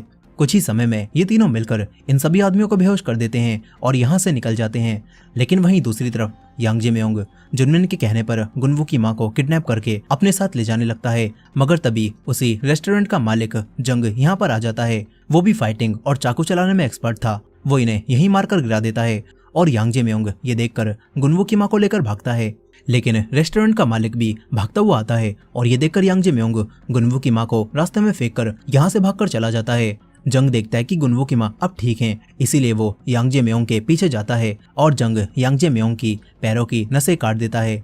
वहीं पर दूसरी तरफ ली दोयुंग मिस्टर चोई के कहने पर गुनवू और वुजिन और युंजू की मदद के लिए टनल के पास आता है, लेकिन वो देखता है कि बच्चों ने तो इन सभी गुंडों की बैंड बजा दी है, इसलिए दोयुंग एक आदमी को बेहोश करके यहाँ से चला जाता है। वहीं वो तीनों बुक स्टोर में वापस आ चुके थे और तभी गुनवू के पास उसकी मां की कॉल आती है। वो मिस्टर चोई के घर में थी। मिस्टर चोई उन तीनों को तुरंत घर बुलाते हैं। इसके बाद मिस्टर चोई इनसे बात करते हैं और कहते हैं कि युंजू, तुम मेरी दुनिया हो, अगर तुम्हें कुछ हो जाता तो मेरी तो दुनिया ही उजड़ जाती, इसीलिए अब से तुम इस काम से दूर रहोगी और बड़े ही इस काम को संभालेंगे। गुनवू कहता है कि मैं भी उन्हें पकड़वाने में आपकी मदद करूंगा, लेकिन मिस्टर चोई मना कर देते हैं और कहते हैं कि ये कोई खेल नहीं है, बल्कि ये अब जंग बन चुकी है जो कि किसी न किसी की मौत के साथ ही खत्म होगी।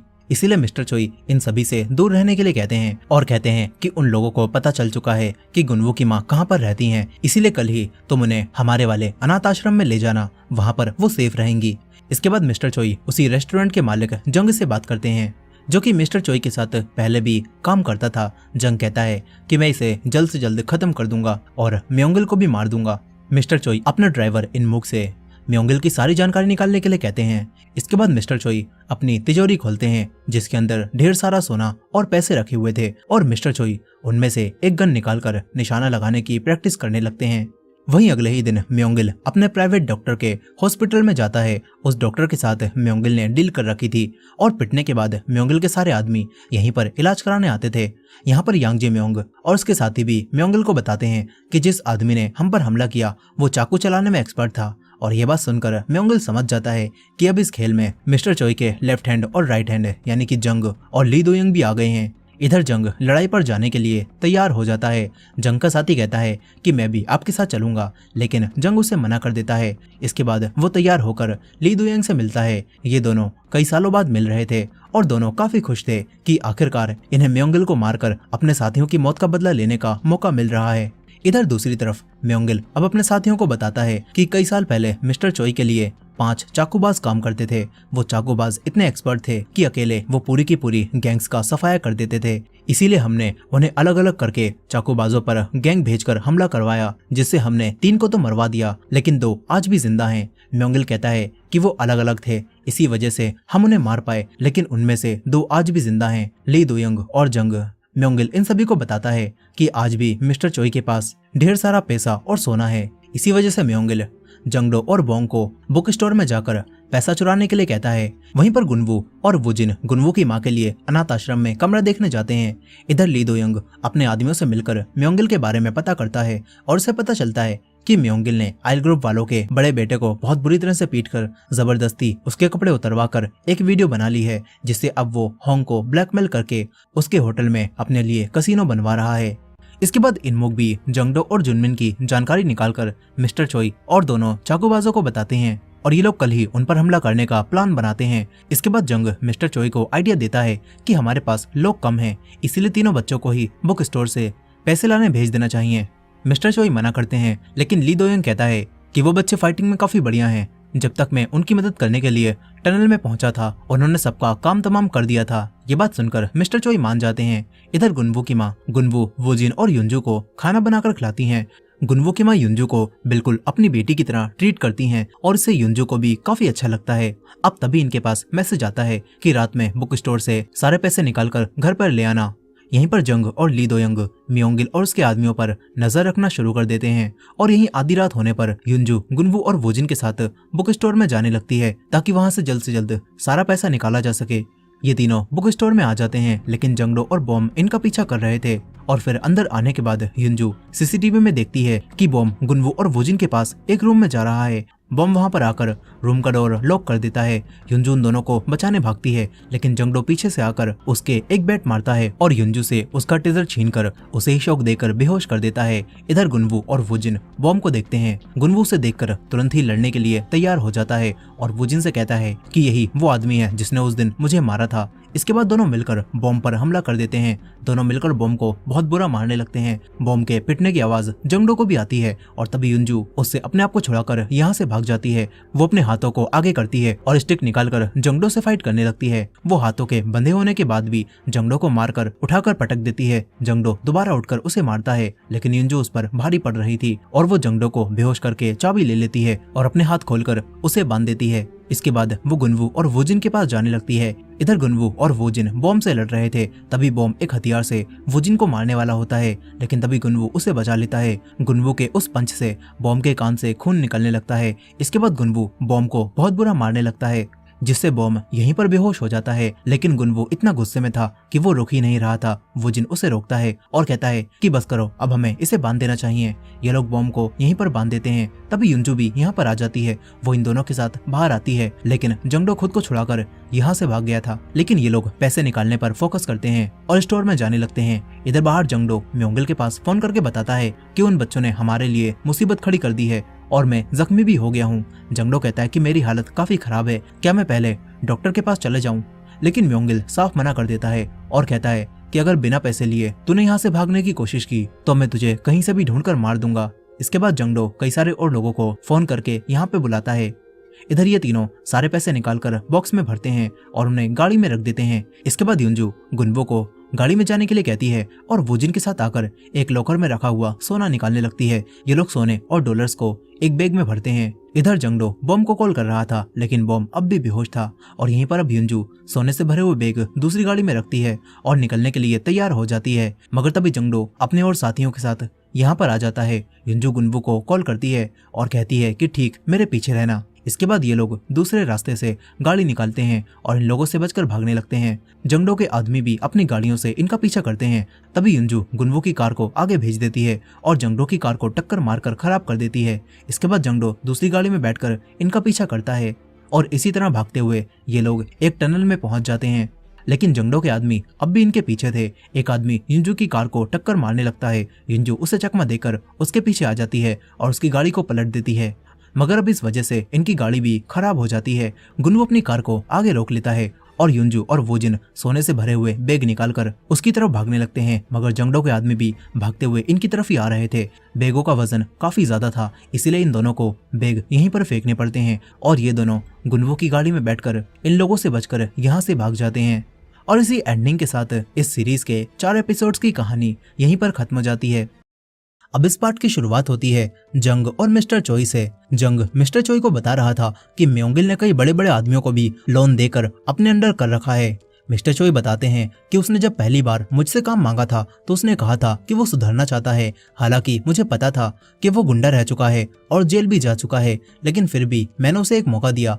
मगर फिर उसने मेरे ही पैसे चुरा कर ये काम करना शुरू कर दिया। ये दोनों बातें कर ही रहे थे कि तभी जंग के पास कॉल आती है और उसे भी सब पता चल जाता है। जंग मिस्टर चोई को बताता है कि बच्चे स्टोर से पैसे निकालने गए थे, लेकिन म्योंगिल के आदमियों ने उन पर हमला कर दिया। ये बात सुनकर मिस्टर चोई घबरा जाते हैं और पूछते हैं कि बच्चे ठीक तो है ना? जंग कहता है कि वो सब तो ठीक हैं, लेकिन सोने के बैग उन्हें बीच में ही छोड़ने पड़े। मगर मिस्टर चोई को सोना जाने का कोई गम नहीं होता, वो खुश थे कि बच्चे ठीक हैं। जंग कहता है कि उन्होंने म्योंगिल के एक आदमी को मारकर स्टोर में बांध दिया है। जंग पूछता है कि अब हम उसके साथ क्या करें? इस पर मिस्टर चोई कहते हैं कि म्योंगिल ने भी बिल्कुल मेरी ही तरह किसी हॉस्पिटल से डील कर रखी होगी और वो आदमी जरूर वहीं पर जाएगा, तुम उसका पीछा करवाओ। इधर बॉम्ब को होश आ चुका था, वो अपने आप को छुड़ाकर यहाँ से जाने लगता है, लेकिन ली दोयोंग यहाँ पर आकर उसका पीछा करना शुरू कर देता है। वहीं वो तीनों पैसे लेकर मिस्टर चोई के घर पहुंच जाते हैं। जंग उनकी तारीफ करता है कि उन्होंने आज अच्छा काम किया और जंग कल इन्हें रेस्टोरेंट में आकर लंच करने के लिए कहता है। मिस्टर चोई युंजू से कहते हैं कि तुम ठीक तो हो ना? युंजू हाँ करती है, लेकिन उसे दुख था कि उसकी वजह से मिस्टर चोई का इतना सारा सोना म्योंगिल के हाथों में चला गया। इधर दुयोंग बॉम्ब का पीछा करते हुए उसी हॉस्पिटल का पता लगा लेता है और वापस चला जाता है। अगले दिन जंगडो म्योंगिल को सब बताता है कि रात में क्या क्या हुआ था और बॉम्ब को काफी चोट लग गई है और वो बच्चे पैसे लेकर भाग गए। ये बात जानकर म्योंगिल जंगडो से कहता है कि सीसीटीवी की मदद से ये पता लगाओ कि उनकी गाड़ियां कहाँ तक गईं, और म्योंगिल जुनमिन से मिस्टर चोई के घर का एड्रेस निकालने के लिए कहता है। इसके बाद म्योंगिल जंगडो से अकेले में बात करता है और पूछता है कि तुम्हें क्या लगता है उन्होंने बॉम्ब को अकेला क्यों छोड़ा होगा। जंगडो समझ जाता है कि उन्होंने बॉम्ब का पीछा करके हॉस्पिटल का पता लगा लिया होगा। इसीलिए म्योंगिल उससे कहता है कि अपने आदमियों को हथियारों के साथ हॉस्पिटल में पेशेंट बनाकर भेज दो। वहीं दूसरी तरफ मिस्टर चोई गुनवू से कहते हैं कि मैंने जो पैसे तुम्हें एडवांस में दिए थे वो अब पूरे हो चुके हैं, क्योंकि कल तुम जितने पैसे बचाकर लाए थे वो बहुत ज्यादा हैं। ये बात सुनकर गुनवू मिस्टर चोई का शुक्रिया अदा करता है। मिस्टर चोई कहते हैं कि अब तुम चाहो तो इस काम को छोड़कर अपनी माँ के साथ कहीं दूर जाकर एक कैफे खोल सकते हो, लेकिन गुनवू कहता है कि म्योंगिल को पकड़वाने में मैं आपकी पूरी मदद करना चाहता हूँ। दोनों बात करके काफी खुश होते हैं। इसके बाद ये तीनों जंग के रेस्टोरेंट में फिश खाने आ जाते हैं। यहाँ पर युंजू पूछती है कि अब हमें आगे क्या करना होगा। जंग बताता है कि हमें म्योंगिल के उस आदमी जंगडो को पकड़ना होगा, क्योंकि जब भी म्योंगिल कोई इलीगल काम या फिर कोई गलती करता होगा तो वो आदमी जंगडो ही सरकार के आदमियों को पैसे खिलाकर सारी बातों को दबा देता होगा। जंग कहता है कि हमें जंगडो को पकड़कर उससे कुछ ऐसा उगलवाना होगा जिससे हम म्योंगिल के खिलाफ सबूत इकट्ठा कर सकें और उसे पकड़वा सकें। इस तरह म्योंगिल की कंपनी खत्म हो जाएगी। अब तभी दुयोंग भी यहाँ पर आ जाता है। वो पहली बार इन तीनों से मिलता है और इनकी फाइटिंग की काफी तारीफ करता है। इसके बाद जंग दुयोंग को बताता है कि तुम्हें आज ही म्योंगिल के आदमियों पर हमला करना होगा और ये लोग भी हमारी मदद करेंगे। गुनवू, वूजिन और युंजू भी इनकी मदद के लिए बिल्कुल तैयार थे। जंग कहता है कि हमें आज रात ही उन पर हमला करना होगा। ये लोग डिसाइड करते हैं कि युंजू दुयोंग के साथ जुनमिन को मारने जाएगी और गुनवू और वूजिन जंग के साथ हॉस्पिटल जाएंगे। अब इसके बाद जंग गुनवू और वूजिन को चाकू चलाने की ट्रेनिंग देने लगता है। वहीं पर दोयोंग युंजू को एक नई बाइक दिलाकर उसे ड्राइव करते हुए फाइटिंग करना सिखाता है। अब इसके बाद रात में हॉस्पिटल में बॉम्ब कुछ लड़कों को देखता है जिनके लेट आने की वजह से बॉम्ब पिटा था। बॉम्ब उन्हें मारने लगता है। इसी दौरान जंग भी वूजिन और गुनवू के साथ यहीं पर आ जाता है। वहीं पर दोयोंग और युंजू जुनमिन का इंतजार कर रहे थे। अब तभी दोयोंग के पास उसकी वाइफ की कॉल आती है, लेकिन काम की वजह से वो अपनी वाइफ की कॉल नहीं उठाता। इसके बाद जब जुनमिन युंजू और दोयोंग के सामने आता है तो दोयोंग बाइक से आकर उसके गले को काट देता है। मगर म्योंगिल ने पहले ही जुनमिन पर नजर रखने के लिए अपने आदमियों को भेज रखा था और वो अब दोयोंग पर हमला कर देते हैं। यहीं पर एक आदमी एम्बुलेंस को भी कॉल करता है ताकि जुनमिन को हॉस्पिटल ले जाया जा सके और बाकी आदमी दोयोंग को मारने लगते हैं। मगर तभी युंजू यहाँ पर आकर उन्हें मारती है और दोयोंग भी उठकर बाकियों को मारने लगता है और सबको निपटा कर ये दोनों निकल जाते हैं और इस बात की खबर जंग को भी दे देते हैं। इसके बाद जंग गुनवू और वूजिन के साथ हॉस्पिटल के अंदर आ जाता है, लेकिन तभी इन्हें यहाँ पर जंगडो दिखता है। ये लोग सीढ़ियों से ऊपर चढ़ते हुए जाते हैं और जंगडो को पकड़ लेते हैं। एक आदमी ये देख लेता है, लेकिन वूजिन उसे भी मारकर खत्म कर देता है। ये लोग जंगडो को पकड़कर किडनैप करके ले जाते हैं। वहीं दूसरी तरफ मिस्टर चोई अब भी गन चलाने की प्रैक्टिस कर रहे थे। तभी उन्हें पता चलता है कि जंग ने म्योंगिल के खास आदमी को किडनैप कर लिया है। वो लोग जंगडो को एक जगह पर लेकर जाते हैं। जंग गुनवू और वूजिन से नमक और पानी लाने के लिए कहता है। गुनवू और वूजिन युंजू से पूछते हैं कि जुनमिन का क्या हुआ। युंजू बताती है कि दोयोंग ने उसका गला काटकर उसे मार डाला। ये बात सुनकर दोनों काफी हैरान होते हैं। उन्होंने सोचा नहीं था कि ये सारी बात लोगों की जान तक पहुंच जाएगी। ये दोनों नमक और पानी लेकर जाने लगते हैं। वहीं उन दोनों ने जंगडो को बांध दिया था और मिस्टर चोई कहते हैं कि उन बच्चों को भी ये सब देखने देना ताकि वो समझ सकें कि इसमें कितना खतरा है। इसके बाद मिस्टर चोई भी वहीं पर आने लगते हैं। इधर म्योंगिल हॉस्पिटल पहुंचता है, जहां सीसीटीवी की फुटेज से इन्हें पता चलता है कि जंगडो को किडनैप कर लिया गया है। साथ ही म्योंगिल को पता चलता है कि जुनमिन की जान तो बच गई है, लेकिन अब तक उसे होश नहीं आया है। म्योंगिल अब तुरंत ही इन लोगों की गाड़ियों के नंबर से इनका एड्रेस निकालने के लिए कहता है। वहीं जंग और दोयोंग इन तीनों के सामने ही नमक के पानी को जंगडो के जख्म पर लगाकर उसे टॉर्चर करते हैं और म्योंगिल के सारे राज बताने के लिए कहते हैं। युंजू से ये सब देखा नहीं जाता और उसकी हालत खराब हो जाती है। वो बाहर चली जाती है। अब तभी मिस्टर चोई भी यहाँ पर आ जाते हैं। युंजू उनसे कहती है कि आपने मुझे वो सब देखने के लिए क्यों कहा। मिस्टर चोई कहते हैं कि अब ये एक जंग बन चुकी है जो कि मेरी या फिर म्योंगिल की मौत के साथ ही खत्म होगी और मैं चाहता था कि तुम देखो इसमें कितना खतरा है और इससे दूर रहो। युंजू मिस्टर चोई से गुस्सा होकर चली जाती है। मिस्टर चोई अपने ड्राइवर को युंजू के पीछे भेजते हैं और गुनवू से कहते हैं कि अगर तुम म्योंगल के सामने आ जाओ तो बाकियों की रक्षा करना। मिस्टर चोई अब जंगडो के सामने आ जाते हैं, मेंटली मैनिपुलेट करने लगते हैं और कहते हैं कि अगर मैं तुम्हारी इस हालत की एक फोटो खींचकर म्योंगल को भेज दूं तो वो यही सोचेगा कि तुमने सब कुछ बता दिया और फिर म्योंगल तुम्हें ढूंढकर बिना कुछ पूछे ही तुम्हें मार डालेगा। मिस्टर चोई जंगडो से कहते हैं कि अगर तुम म्योंगल के बारे में मुझे सब कुछ बता दो तो हम लोग तुम्हें म्योंगल से बचा लेंगे और बदले में इतने पैसे देंगे जिससे तुम अपनी जिंदगी आराम से जी सकोगे। जंगडो के पास अब कोई चारा नहीं बचता, वो इनकी सारी बातें मान लेता है और इन्हें बताता है कि मैं और बॉम जंगडो के छोटे मोटे कामों को संभालते हैं और कुछ दिन पहले हमने म्योंगल के कहने पर आयल ग्रुप वालों के बड़े बेटे की कपड़े उतरवा कर एक वीडियो बनवाई थी जिससे म्योंगल अब उसे ब्लैकमेल कर रहा है। जंगडो बताता है कि ऐसे ही और 50 लोग हैं जिसकी मैंने वीडियो बनाई थी और म्योंगल ये सारी वीडियोस अपने पास एक हार्ड ड्राइव में रखता है जो कि उसने अपने बेडरूम के लॉकर में रख रखी हैं। लेकिन वो हार्ड ड्राइव एक जर्मन टेक्नोलॉजी से बनी है और म्योंगल जब चाहे उसे अपने फोन के जरिए जलाकर खत्म कर सकता है। जंगडो म्योंगल के गैंग के बारे में भी इन्हें बताता है और कहता है कि जब भी म्योंगल किसी भी इंसान को जान से मार देता है तो उसी गैंग का लीडर अपने आदमियों के साथ आता है और उस बॉडी को लेकर चला जाता है। वो लोग बॉडी को इस तरह खत्म करते हैं कि किसी को कोई सुराग भी नहीं मिलता। ये सारी बातें जानकर ये लोग जंगडो को कुछ समय तक एक होटल में रहने के लिए कहते हैं। वहीं दूसरी तरफ म्योंगल फिर से होंग से मिलने आता है। वो होंग और उसके पुलिस ऑफिसर कजन को ब्लैकमेल करके कहता है कि आज तुम्हारे पुलिस स्टेशन में एक रिपोर्ट दर्ज होगी, एक आदमी मोटरसाइकिल पर आया और दूसरे आदमी की गर्दन काटकर भाग गया। म्योंगल उसे गाड़ी का नंबर बताता है और कहता है कि जल्द से जल्द ये पता लगाओ कि वो बाइक कहाँ गई। म्योंगल इन्हें धमकी देता है कि 10 बजे तक अगर तुमने उस गाड़ी का पता नहीं लगा पाया तो मैं तुम्हारे भाई की वीडियो को इंटरनेट पर डाल दूंगा। इसके बाद म्योंगल होंग के फोन को भी अपने पास ही रख लेता है और चला जाता है। इधर होंग का कजन अब पुलिस स्टेशन में आता है और उसी बाइक का पता निकालने लगता है। वहीं दूसरी तरफ जंग बताता है कि मैंने म्योंगल की उस गैंग के बारे में पता किया। वो लोग मरे हुए इंसान की बॉडी को टुकड़ों में कर देते हैं और हड्डियों को पीसकर पानी में बहा देते हैं। इससे म्योंगल जिन्हें भी मारता है उसके बारे में कभी कुछ भी पता नहीं चल पाता। ये सारी बातें सुनकर गुनवू और वोजिन हैरान रह जाते हैं। दोयंग और जंग गुनवू और वोजिन को बताते हैं कि म्योंगल कसिनो को इसीलिए बनवाना चाहता है ताकि उसमें जुआ खेलने वाले लोगों को वो अपनी कंपनी से लोन दे सके और इस तरह वो कसिनो को अपने लोन बिजनेस से जोड़कर बहुत सारा पैसा बनाने लगेगा। इधर दूसरी कार में मिस्टर चोई युंजू से कहते हैं कि म्योंगल ने मुझसे जो पैसा चुराया था वो बहुत सारा है, एक बार हमें वो पैसा वापस मिल गया तो हम सभी लोग रोम घूमने जाएंगे। ये दोनों एक दो पल के लिए हंसते हुए बात करते हैं और वादा करते हैं कि ये लोग वहां पर जरूर जाएंगे। वहीं दूसरी तरफ म्योंगल अपने शरीर को हथियारों से लेस कर रहा था और मिस्टर चोई पर हमला करने की तैयारी कर रहा था। वहीं पर होंग का गजन दुयोंग की गाड़ी की लोकेशन को ट्रैक करने में लगा हुआ था और इधर मिस्टर चोई सबसे कहते हैं कि हमें आयल ग्रुप के बड़े बेटे होंग को भी अपने साथ शामिल कर लेना चाहिए। वो लोग भी म्योंगल को मारना चाहते होंगे। ये लोग अब उस हार्ड ड्राइव को ढूंढने के बारे में सोचते हैं ताकि आयल ग्रुप वालों का बड़ा बेटा होंग भी इनके साथ शामिल हो सके। इसके बाद ये सभी लोग ड्रिंक पीने लगते हैं। गुनवू ड्रिंक नहीं करता लेकिन वो इन्हें सर्व करता है। वहीं दूसरी तरफ होंग का कजन अपने भाई होंग के लिए रात भर काम में लगा हुआ था लेकिन उसे भी म्योंगल पर काफी गुस्सा आ रहा था। इधर वोजिन काफी ज्यादा पीकर बेहोश हो जाता है। गुनवू और युंजू उसे रूम तक छोड़ते हैं। वहीं दूसरी तरफ दोयोंग और जंग साथ में बैठे हुए थे। तभी दोयोंग के पास उसकी वाइफ की कॉल आती है। दोयोंग अब जंग को बताता है कि मेरी एक वाइफ है जो कि अब माँ बनने वाली है और डिलीवरी 2 महीने बाद होगी। ये बात जानकर जंग उसके लिए परेशान हो जाता है। दोयोंग कहता है कि मैंने तुम्हें ये बात पहले से लिए नहीं बताई क्योंकि तुम मुझे फिर ये काम नहीं करने देते।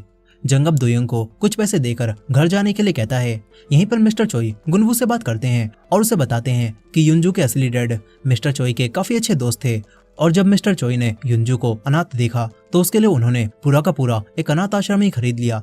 लेकिन क्योंकि युंजू को अनाथ आश्रम में रहना पसंद नहीं था इसलिए मिस्टर चोई युंजू को खुद पालने लगे और मिस्टर चोई ने उसे सब कुछ सिखाया। साथ ही मिस्टर चोई को पता चला था कि युंजू के डैड यानी उनके दोस्त ने खुद की जान ली थी। इसलिए मिस्टर चोई जंग और दुयोंग से कहते हैं कि पता करो उसने खुद की जान क्यों ली। मिस्टर चोई की बात मानकर जंग और दुयोंग इस बारे में पता करने जाते हैं और एक औरत से इन्हें पता चलता है कि युंजू के डैड ने किसी से लोन लिया था और वो काफी अच्छे इंसान थे लेकिन लोन शार्क वालों ने उनके साथ स्कैम कर दिया और वो लोग रोज उनसे पैसे लेने आने लगे और उन्हें काफी मारकर उन्हें बेइज्जत भी किया।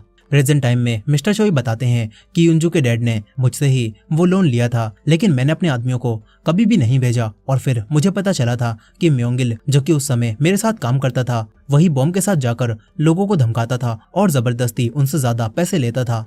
मिस्टर चोई को ये सोचकर काफी दुख होता है कि उनकी वजह से म्योंगिल ने काफी सारे लोगों का फायदा उठाया। गुनवू मिस्टर चोई से कहता है कि आप दुखी मत होइए, आप तो काफी अच्छे इंसान हैं जिन्होंने हम सभी और ना जाने कितने लोगों पर एहसान किए हैं। मिस्टर चोई को ये सुनकर अच्छा लगता है। वो गुनवू से कहते हैं कि तुम भी चिंता मत करना, एक बार ये सब खत्म हो जाए फिर मैं तुम्हारे लिए एक बॉक्सिंग जिम बनवाऊंगा, जिसके ग्राउंड फ्लोर पर तुम्हारी माँ का एक बड़ा सा कैफे होगा और तुम्हें उस बिल्डिंग का कोई किराया नहीं देना पड़ेगा। गुनवू को समझ नहीं आता कि वो मिस्टर चोई से क्या कहे, वो बस उन्हें थैंक्स ही कह पाता है। वहीं दूसरी तरफ दुयोंग ड्रिंक करने के बाद टैक्सी से अपने घर जाने लगता है। इधर होंग का कजन भी ये पता लगा लेता है कि वो लोग जंगडो को लेकर किस एड्रेस पर गए थे। होंग तुरंत ही म्योंगिल को वो एड्रेस बताता है और म्योंगिल ने भी अपने आदमियों को तैयार कर रखा था। वो उन सभी आदमियों को लेकर उसी एड्रेस पर पहुंच जाता है, लेकिन यहाँ पर कोई भी नहीं था। साथ ही म्योंगिल नमक के पानी को देखकर समझ जाता है कि जंगडो को टॉर्चर किया गया था और जरूर उसने अपना मुंह खोल दिया होगा। यहीं पर इन्हें दुयोंग की इन्फॉर्मेशन मिलती है जिसमें उसके घर का एड्रेस भी था। म्योंगिल अपने आदमियों के साथ दुयोंग के घर पहुंच जाता है।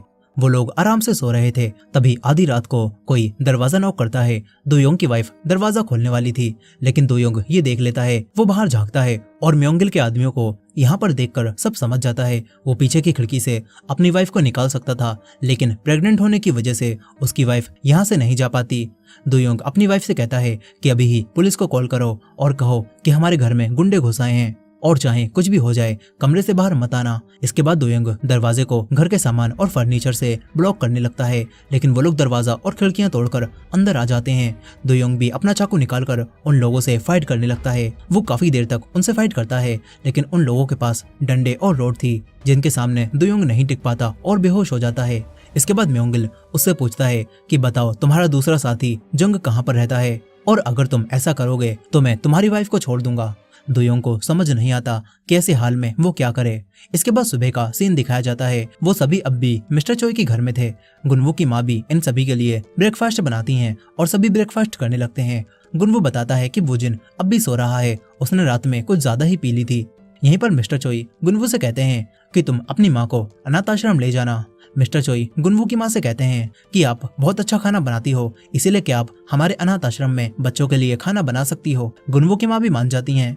इसके बाद गुनवू और युंजू उन्हें लेकर अनाथ आश्रम जाने लगते हैं। वहीं दूसरी तरफ जंग अपने रेस्टोरेंट में पहुंच जाता है, लेकिन यहाँ पर उसका साथी अब मर चुका था और अब किचन में उसे म्योंगिल मिलता है। जंग कहता है कि तुम्हें मेरा पता कैसे मिला। म्योंगिल जवाब देता है कि तुम्हारे साथी दुयोंग ने ही मुझे तुम्हारा पता बताया है। जंग समझ जाता है कि म्योंगिल ने दुयोंग से झूठ बोलकर उसका पता पूछ लिया होगा और फिर उसकी वाइफ और उसे दोनों को मार दिया होगा। जंग को काफी गुस्सा आता है। वो अपने चाकू उठाकर म्योंगिल से फाइट करने लगता है, लेकिन म्योंगिल ने अपने जूतों में भी चाकू लगा रखे थे जिससे वो जंग के पैरों को जख्मी कर देता है। साथ ही उसने एक शील्ड भी पहन रखी थी जिससे चाकू उसके पेट के आर पार नहीं जा पाता और अब जंग बुरी तरह पिटने लगता है। मगर तभी जंग अपनी तलवार निकाल लेता है। वो अपनी तलवार से म्योंगिल पर हमला करता है, मगर म्योंगिल किसी तरह से खुद को छुड़ाकर जंग को मारता है और उसकी ही तलवार उठाकर जंग को खत्म कर देता है। वहीं दूसरी तरफ म्योंगिल के आदमियों को मिस्टर चोई का पता मिल गया था। ये लोग बॉम्ब के साथ मिस्टर चोई के घर में आ जाते हैं।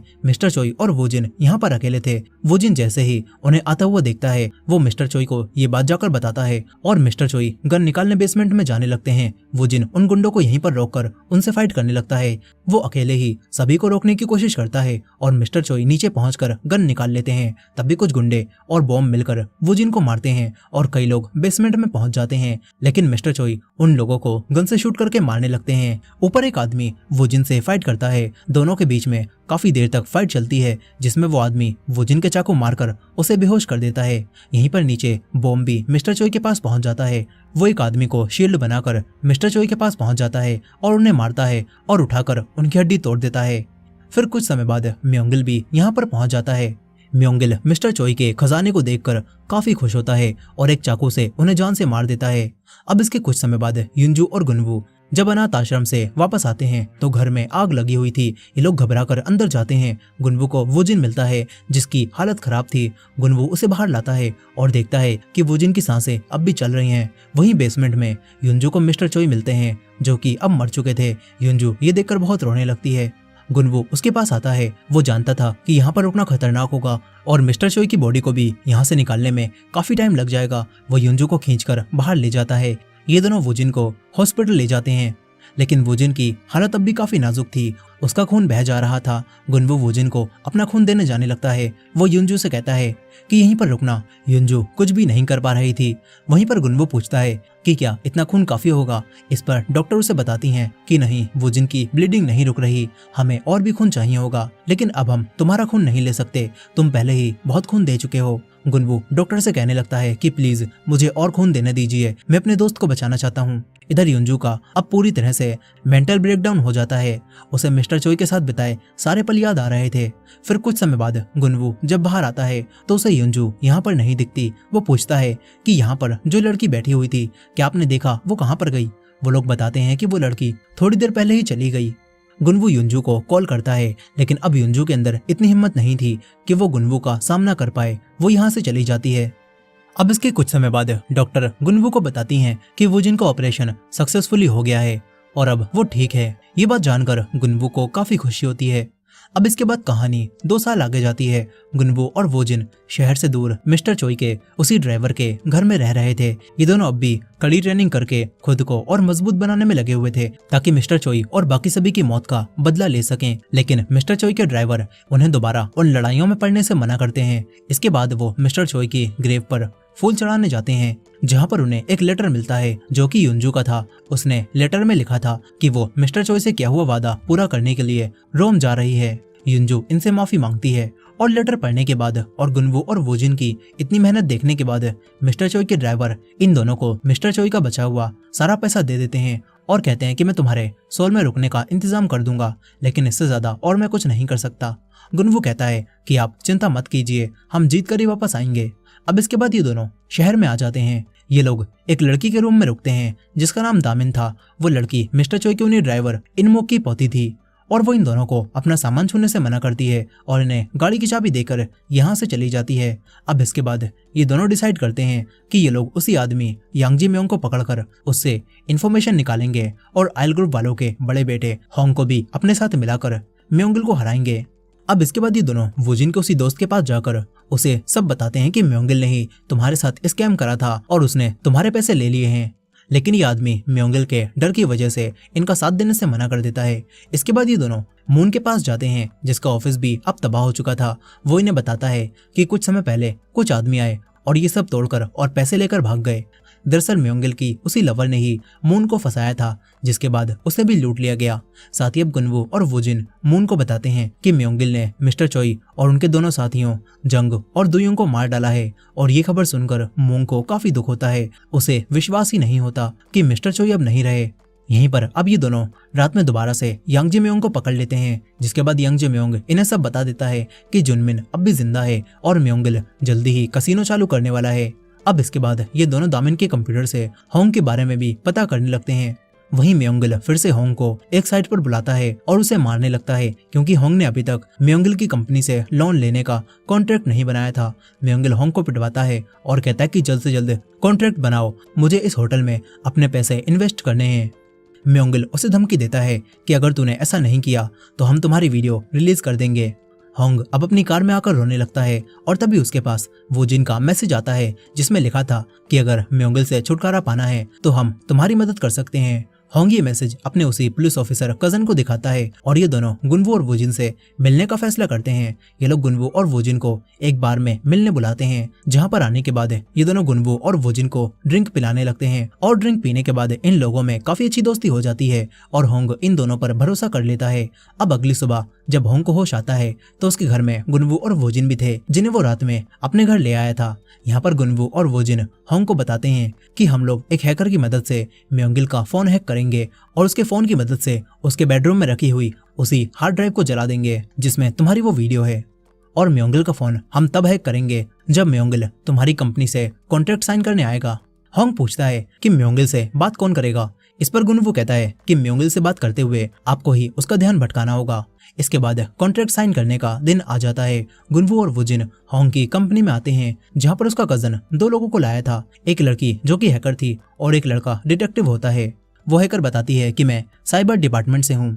इसके बाद हैकर इन्हें समझाती है कि मैं वाईफाई के जरिए म्योंगिल का फोन हैक कर सकती हूँ। सबसे पहले मुझे रूम में नेटवर्क जैमर लगाना होगा, जिससे उसके फोन का इंटरनेट कनेक्शन टूट जाएगा और जैसे ही म्योंगिल पब्लिक वाईफाई से कनेक्ट करेगा तभी हमारे पास उसके फोन का एक्सेस आ जाएगा। और साथ ही इनके पास एक दूसरा तरीका भी होता है। वो बताती है कि अगर म्योंगिल अपने फोन से मेरे बनाए हुए क्यूआर कोड को स्कैन कर ले तो हमें उसके फोन का एक्सेस मिल जाएगा। ये लोग कहते हैं कि हम लोग क्यूआर कोड को कंपनी के डोर पर लगाकर म्योंगिल से एंट्री के समय इसे स्कैन करवा सकते हैं। होंग कहता है कि मुझे क्या करना होगा।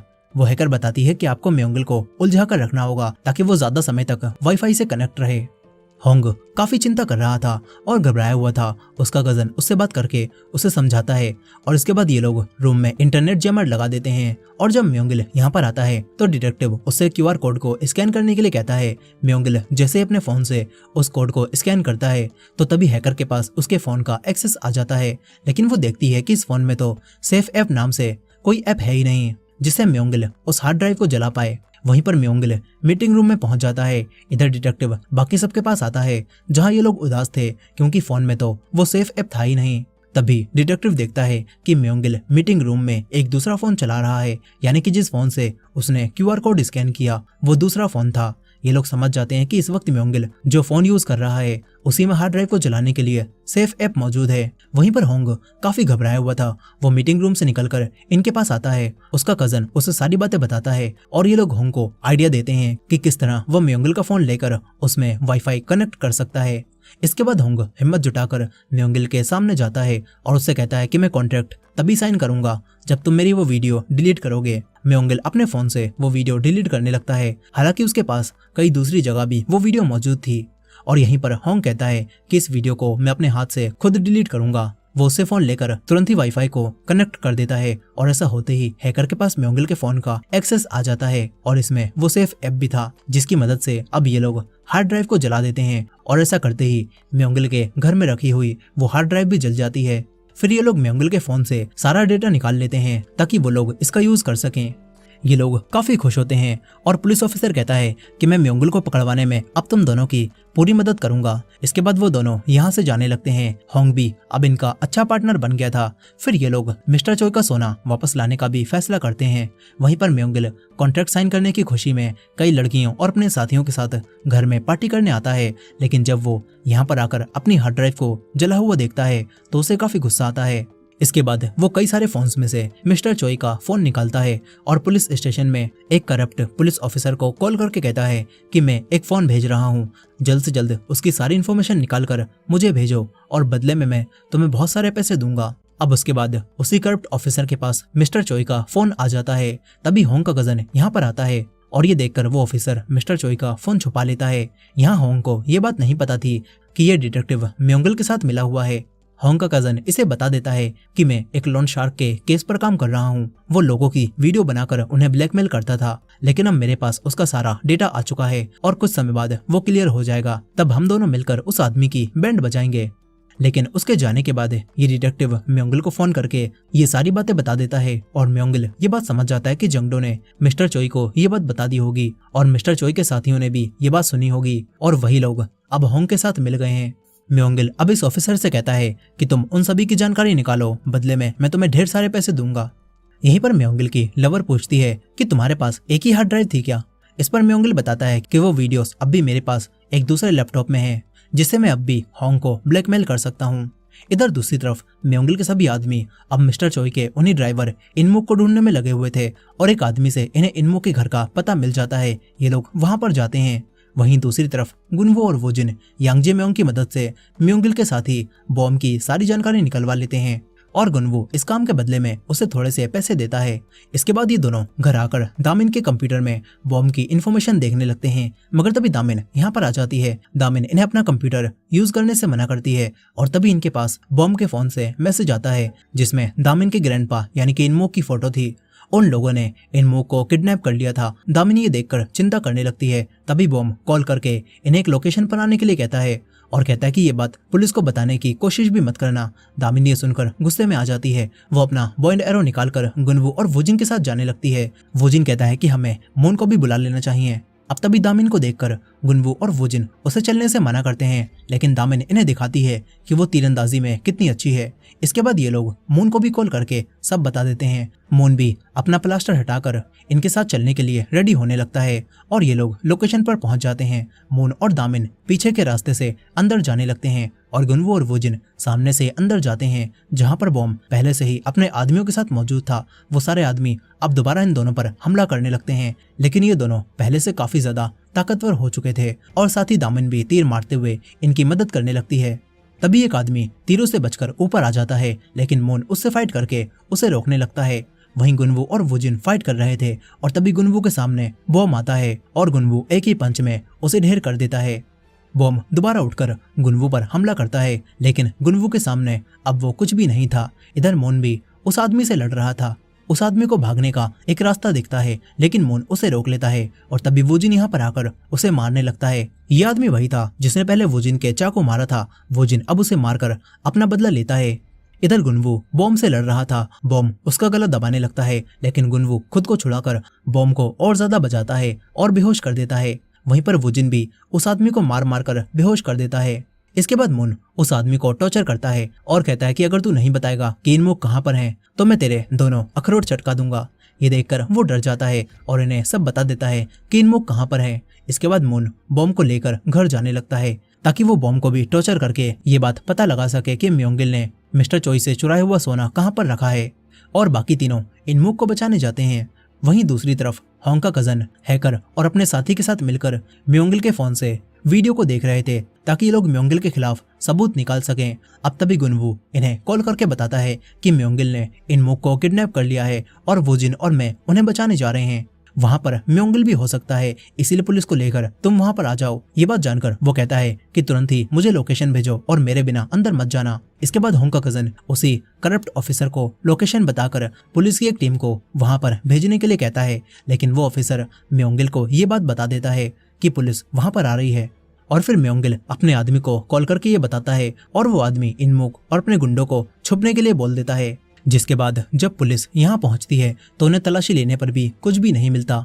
ये बात जानकर ये लोग उसी आदमी को होंग के कजन को दे देते हैं और वापस जाने लगते हैं। दामिन अपने ग्रैंडपा के लिए परेशान थी। वहीं पर दूसरी तरफ मून बॉम्ब को मार मार कर उससे पूछ रहा था कि म्योंगिल ने वो सारा सोना कहाँ पर छुपाया है, लेकिन बॉम्ब कुछ भी नहीं बताता। और तभी गुनवू और वोजिन भी यहाँ पर आ जाते हैं, लेकिन यहीं पर बॉम्ब अपनी ही जीभ काट लेता है और उसे मरता हुआ देखकर गुनवू को उस पर रहम आता है। वो एम्बुलेंस को कॉल करने के लिए कहने लगता है ताकि इसकी जान बच सके। ये लोग एम्बुलेंस को बुलाकर बॉम्ब को एक जगह पर छोड़ देते हैं, जहां से हॉस्पिटल के लोग बॉम्ब को लेकर चले जाते हैं। फिर अगले दिन होंग का कजन एक शॉप पर जाकर ड्रिंक खरीदता है, लेकिन उस आदमी के पास होंग के कजन की एक फोटो थी। यहीं पर होंग के पास फिर से म्योंगिल का मैसेज आता है जिसमें होंग की वही वीडियो थी। होंग कॉल करके अपने कजन को बताता है कि म्योंगिल के पास अब भी मेरी वीडियो है। अब तभी होंग के कजन को कुछ होने लगता है। दरअसल उस शॉप के ओनर ने उसकी ड्रिंक में कुछ मिला दिया था। होंग का कजन तुरंत दोबारा शॉप में जाता है जहां अब वो आदमी जा चुका था। उसे अलमारी में कैद असली ओनर मिलती हैं। होंग का कजन यहाँ से सामने वाली शॉप में जाने लगता है। वहीं दूसरी तरफ म्योंगिल के आदमी होंग के कजन के उसी डिटेक्टिव साथी पर भी हमला करके उसे मरवा देते हैं और उसी हैकर को भी गाड़ी से उड़वा दिया जाता है। यहीं पर होंग का कजन उस शॉप में जाकर नमक मांगता है और उससे सारी ड्रिंक निकाल देता है। वहीं दूसरी तरफ म्योंगिल अब खुद गुनवू और वोजिन को कॉल करके कहता है कि तुम लोग मुझसे पंगा क्यों ले रहे हो, मरना चाहते हो क्या। म्योंगिल इनसे कहता है कि अगर इन मुख को बचाना है तो फिर से कल उसी जगह पर आ जाना और इस बार पुलिस को बताने की कोशिश भी मत करना। वैसे भी हमने उस होंग के कजन और उसके साथियों को ठिकाने लगा दिया है। म्योंगिल गुनवू को धमकी देता है कि अगर इस बार तूने कोई चालाकी करने की कोशिश की तो तेरी माँ को भी मरवा दिया जाएगा। ये दोनों अकेले ही जाने का फैसला करते हैं, लेकिन दामिन ने भी इनकी सारी बातें सुन ली थी। वो कहती है कि मैं भी तुम्हारे साथ जाऊंगी चाहे कुछ भी हो जाए। इसके बाद रात में ये तीनों उसी जगह पर जाते हैं। ये लोग दामिन को पीछे के रास्ते से आने के लिए कहकर उसे दूर उतार देते हैं। इसके बाद गुनवू और वोजिन अंदर आते हैं जहां म्योंगिल ने इन मुख को बांध रखा था और अब वो अपने लोगों से कहता है कि इन दोनों को खत्म कर दो। गुनवू और वोजिन देखते हैं कि इन लोगों के पास तो कई सारे हथियार हैं। ये दोनों भी हथियार उठा लेते हैं और एक बार फिर से अकेले ही पूरी गैंग से भिड़ जाते हैं। गुनवू और वोजिन अकेले पूरी गैंग का सफाया कर रहे थे। तभी म्योंगिल को गुस्सा आता है। वो इनमुख के गले पर चाकू रखकर उन दोनों को रुकने के लिए कहता है, मगर तभी दामिन यहाँ पर आ जाती है। वो अपने तीर से म्योंगिल के हाथ पर हमला करती है। इसके बाद गुनवू और वोजिन दोबारा बाकी सभी से लड़ने लगते हैं। म्योंगिल अब तुरंत ही जुनमिन के साथ यहाँ से भाग जाता है। ये तीनों इनमुक को बचा लेते हैं और उन सभी लोगों को पकड़वाकर पुलिस के हवाले कर देते हैं। साथ ही पुलिस इस जगह की तलाशी भी लेती है, जिससे उन्हें पता चल जाता है कि यहीं पर म्योंगिल अपने मारे हुए आदमियों को ठिकाने लगाता था। साथ ही अब पुलिस वारंट के साथ म्योंगिल के घर में घुसकर तलाशी लेने लगती है और उसी करप्ट ऑफिसर को भी अब पकड़ लिया जाता है। इसके बाद होंग का कजन, जो कि जिंदा बच गया था, वो बाकी सभी को बताता है कि अब म्योंगिल के खिलाफ उसके घर में हमें सबूत मिल गया है। उसने जितने भी लोगों को मारा था सभी के फोन अपने पास रख रखे थे, अब तो उसे कोई भी नहीं बचा सकता। लेकिन होंग को लगता है कि म्योंगिल कोरिया छोड़कर भाग जाएगा और उसके पास मिस्टर चोई का सोना भी है, इसीलिए दूसरे देश में वो अपनी जिंदगी आराम से बिता सकता है। साथ ही म्योंगिल के पास अब भी होंग की वो वीडियो मौजूद है और ये सारी बातें सुनकर गुनवू कहता है कि हम आपकी मदद करेंगे, बस हमें ये पता लगाना होगा कि इस वक्त वही आदमी जंगडो कहाँ पर है, क्योंकि जंगडो ने ही म्योंगिल को कोरिया से भागने का तरीका बताया था और जंगडो ये जानता होगा कि म्योंगिल कहाँ से और कैसे कोरिया से भागेगा। होंग जंगडो का पता लगाता है। इन लोगों को जंगडो का अकाउंट नंबर मिलता है, लेकिन उससे कोई भी ट्रांजैक्शन नहीं की गई थी, इसीलिए लोकेशन निकालना काफी मुश्किल था। और तब यांग जे म्योंग इन्हें आइडिया देता है कि अगर तुम लोग जंगडो के अकाउंट में पैसे डालो और अपना नंबर छोड़ दो तो वो तुम्हें कॉल जरूर करेगा। इधर दूसरी तरफ म्योंगिल उसी डॉक्टर से अपना इलाज करवा रहा था। वहीं गुनवू और वोजिन ने जंगडो के अकाउंट में पैसे डाल दिए थे और अब जंगडो इनके पास कॉल करता है। जंगडो पहचान जाता है कि ये दोनों तो वही हैं जो कि मिस्टर चोई के साथ काम करते थे। साथ ही म्योंगिल से अलग होने के बाद जंगडो छुपते हुए बड़ी मुश्किल से अपनी जिंदगी गुजार रहा था और अब जब गुनवू से सब बताकर ये पूछता है कि म्योंगिल कहाँ से और कैसे भागने वाला है, तो जंगडो इनसे और पैसों की डिमांड करता है और कहता है कि पैसे आने के बाद ही मैं तुम्हें सब बताऊंगा। ये बोलकर वो कॉल काट देता है। ये दोनों अब इनमुक के दिए पैसों को गिनते हैं, लेकिन वो काफी कम थे, इसीलिए अब ये लोग होंग के पास जाकर उससे पैसे मांगते हैं। होंग ने पैसे देने के लिए तैयार हो जाता है।